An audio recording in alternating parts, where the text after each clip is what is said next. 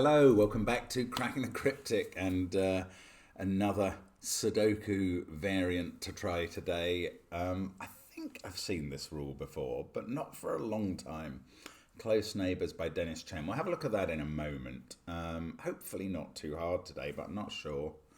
We'll try it later. Don't forget that on Patreon you've still got 4 days left, or 3.5, to get into the J. Dyer competition, Numeric Alchemy. You may prefer to wait it out till February when there'll be a slightly easier, it's quite a difficult finish actually, Sudoku hunt coming out by Glum Hippo. We're really looking forward to bringing you that. It's a very interesting set of puzzles based on XY differences, which you can start researching if you want.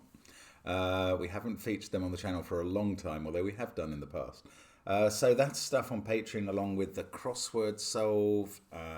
We've been streaming lately. Taiji, we'll probably get back to that game this week at some point, I would think. And who knows what next after that. Anyway, I mean, we're a long way away from finishing that. So, loads going on. There's the merchandise and the apps, all on the links under the video. Do check out the apps. They're really good. And in the meantime, I am going to read the rules to this puzzle. So, Close Neighbours. Normal Sudoku rules apply. That's 1 to 9 in every row, every column, and every 3x3 box of the grid. Every number must share a side with at least one other consecutive number. For example, 2 must share a side with either a 1 or a 3, possibly both. So, this is about orthogonal neighbours. So, for instance, this 4 must, in one of these cells, have a 3 or a 5. That's how I interpret this. It's pretty clear. So do give it a try on the first link under the video. I am going to reset my clock and start now. Let's get cracking. I am hoping not to be interrupted, although there is someone coming today. But anyway, we've got a 7, not a hidden single 7. Just by Sudoku, those two 7s tell me that the 7 in this column is in one of those 2 cells, and that one tells me which one. Okay, there's a 3 in one of these 2, and that's quite interesting given the rule. So the rule says that this 3 has got to share a side with a 2 or a 4. So that's obviously not in any of these digits, so it must be in these 2 cells. So these 2 cells are the 3 and its neighbour that is either a 2 or a 4. Now that's fine for its neighbour because that's obviously sharing a side with a 3. Sorry, there's a 2 up there, I've just noticed. And it's also going to be good for the 3. Oh, this 1. Right, okay, I've just figured out that 1s and 9s are going to be very helpful probably in this puzzle.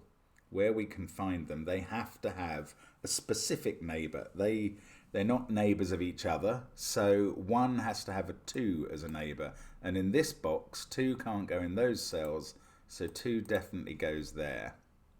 The 9, actually, in this box, it's the only given 9 in the grid. That gives us an 8 in one of those cells. So there's going to be an 8 up here somewhere. Now, we're given a 1 here. This has to have a neighbouring 2 as well. And now we've got that one. We know exactly where it is. This one is a bit vaguer. We've just ruled out that cell, but now there's a 2 in one of those 2. I'm not going to pencil mark that because corner marking across boxes leads me to make errors. So I might come back to that and do it, but I'm not going to now. I tell you what I might do, actually, for the whole puzzle is mark off, yes, you see, this would have helped. I'm going to mark off neighbours that we've established. So that 2 and 1 are obviously neighbours of each other. 3 and 4, they're fine, they've covered each other. And what I'm doing is marking cells that I don't need to find a neighbour for anymore. 2, 1, 9, 8. And I've seen how this is already going to help. 7, 6 and 6, 5, right. So not many so far, and I'm planning to fill the whole grid with green. But this 5, we haven't found a neighbour for that yet. It's going to have to be here, and it's going to have to be 4. And that sorts out the 5, 4, 3. That's a sequence, so we can mark it green. This is a 6, 7 pair left in the box. They will definitely be neighbours. So even though I don't know which digit is which, I can mark them green. We've got, oh, this is naked, by which I mean it sees every other Sudoku digit. It sees 1, 2, 3, 4 in its box. It sees 5 in its column and 6, 7, 8 in its row. So that's a 9. Oh, and that must have an 8 neighbour in one of these cells. It doesn't go green then, but it is helpful. Well, it will be helpful. It's not yet, maybe. 7 in the box by Sudoku goes here. That needs a neighbour, which could be in either of those positions. We have a 5, 8, 6 triple.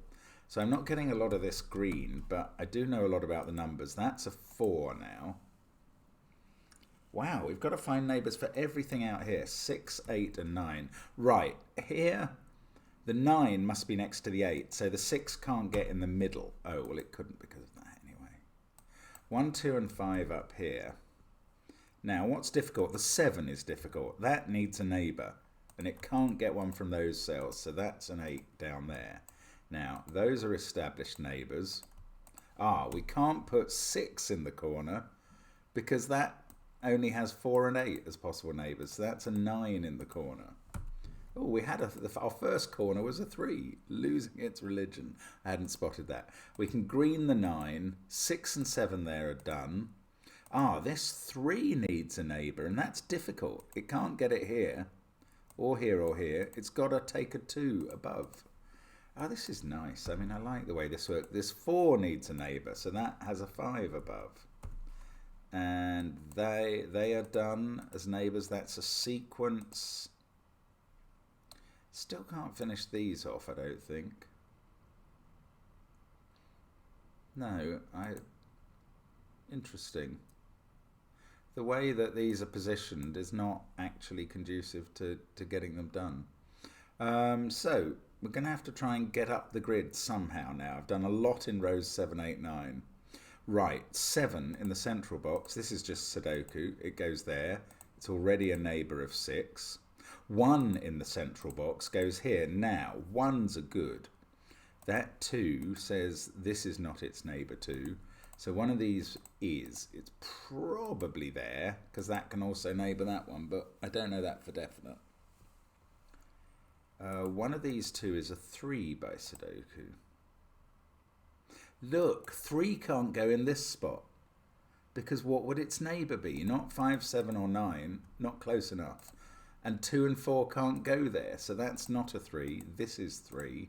Now, this 3, oh, that place is 2, and those are all neighbours, but the 3 needs a neighbour. It's going to have to get it above, and it's going to have to be a 2, I think. Yeah. Yeah, that's beautiful. Okay. I'm even going to have a quick, cheeky look at this 7. No, not a lot of use. Right, this 8. I don't know, its neighbour could be anything above or below. Right, I can finish row 4 with a 9 and a 4. 9s are lovely. 9s need 8s as neighbours. 5 and 4 have become neighbours instantly. Got a 5 and 1 to complete. Oops, column 3. What's this? This is 4 or 8. That's not actually very restricted. This is 4 or 9. This one is... well, it's 4, 8 or 9 given what's in its box, but I don't think this can be 9, because where would it get an 8 neighbour from? It couldn't. So that's 8. Oh, sorry, 4 or 8. That's a pair of 4 or 8. This is 9, which is already neighbouring an 8. Yeah, I thought I would be able to sort out those. This 9 has an 8 either above or below. It doesn't really help much. This 8, no, I've looked at that before. Okay, I can place 4 in this row 5. This is good. I like the way this puzzle flows. Now, that 4 itself needs a neighbour. I don't know. Okay. Could be in either of those cells.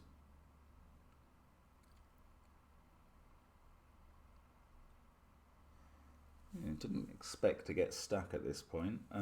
It's just me being slow, I imagine. What should I be looking at? You tell me. That's 5, 6 or 8. This, no. I don't know. Oh, this 5 in the corner. Oh, of course. That could have been done from the very beginning. That needs a neighbour, and it can't be 4 because that's in the box already. So 6 there. Now this 2, no, I keep looking at that. Oh, that's a naked 7 because it sees 6 of the digits in its column and 1 and 2 in its row. That is neighbouring the 6. We get 1, 2 here. They must be suitable neighbours. 9, 6 are a pair here. 7, 3 are a pair here.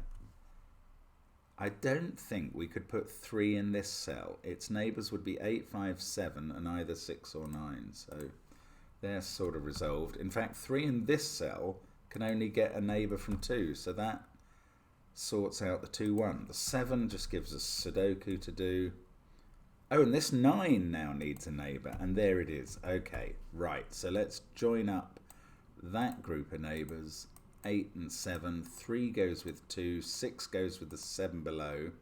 That's now not an 8, that's 6.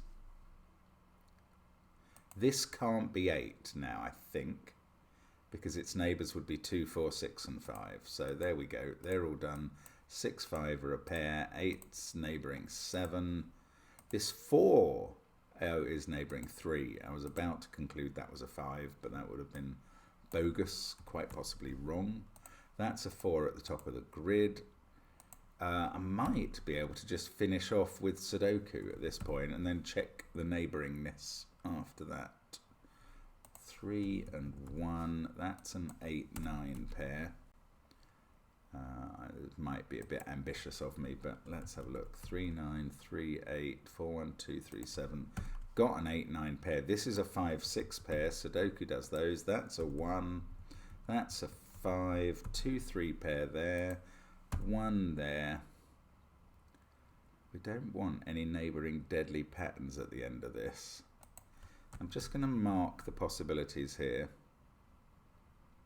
2, 3, 8. Okay, so now I think I need the rule again. This 1 needs a neighbour. Okay, so we get a sequence of 1, 2, 3, 4. The 5 is neighbouring a 4. 6, 5 are friends. 6, 5 are friends. In fact, 6, 5, 4 is a sequence. That 4 needs a neighbour, though. That's interesting. That's going to have to get a 3 from there. 8, 9 are obviously suitable neighbours. Okay, let's keep going with the colouring. 1, 2 are neighbours. 3, 4 are neighbours. Ah, this 7. Ah, that's going to break up this deadly pattern. That's nice. This 7 needs a neighbour, and it's got to be an 8. 8, 9, 9, 8. We can colour all of them now.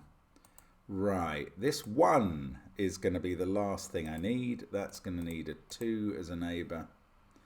And that's a 3 by Sudoku. 8. And just before I put in the 9, we can comfortably marry off those neighbours. 6 and 7. This is going to be 8 and 9, so they're fine. And that's a nice, straightforward puzzle by Dennis. Good fun, that. Excellent idea. I mean, I don't really understand how you would go about creating it. There can only be a limited number of grids, I think, with this functionality embedded within them. It's very clever to achieve that. And yeah, I mean, it's an interesting solve.